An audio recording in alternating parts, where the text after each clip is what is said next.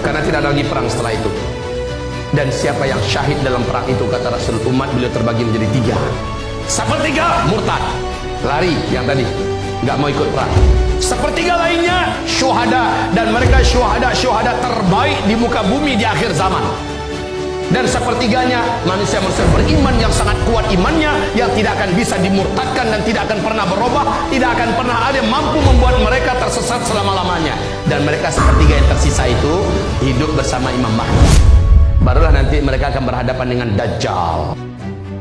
Tapi dengan Dajjal tidak ada peperangan fisik, tidak akan terjadi peperangan fisik, karena tempat terakhir yang disatroni, yang akan dikunjungi oleh Dajjal adalah Syam, Syria. Imam Mahdi dikepung oleh Dajjal nanti di Syria.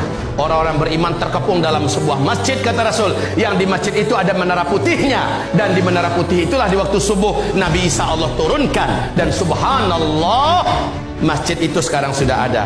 Syekh Al-Hafiz Ibnu Katsir menyebutkan Masjid Jami' Amawi yang ada di Damaskus pada hari ini, itulah masjid putih di mana Imam Mahdi dan orang-orang beriman dari mujahidin-mujahidin terbaik dikepung oleh Dajjal dan bala tentaranya dari luar. Mereka berencana besok akan membunuh. Asarnya dikepung.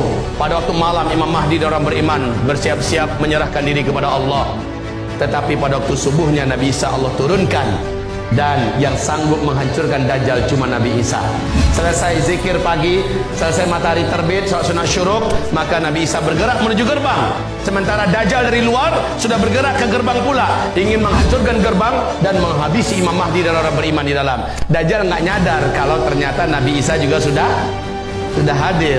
Ketika Nabi Isa membuka pintu, Dajjal tepat di balik belakang pintu.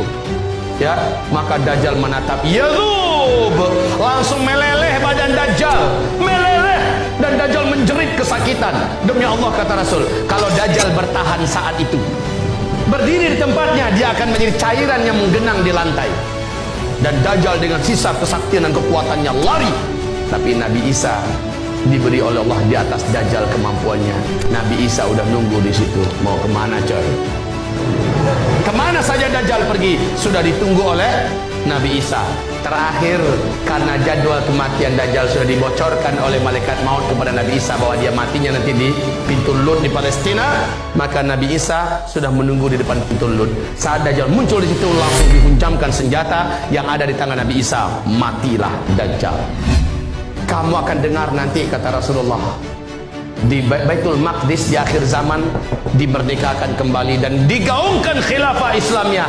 Negeri yang paling aman di akhir zaman, negeri yang paling makmur di akhir zaman, negeri yang paling indah nanti di akhir zaman, ketika seluruh dunia dalam keadaan kekacauan dan peperangan, adalah Palestina. Saat itu kamu hijrahlah ke sana. Demikian perintah Rasulullah kepada Muadz bin Jabal dan penekanan Rasulullah kepada Ibnu Hawalah agar kita persiapkan diri untuk dipantaskan oleh Allah ada di negeri Syam, khususnya di Palestina.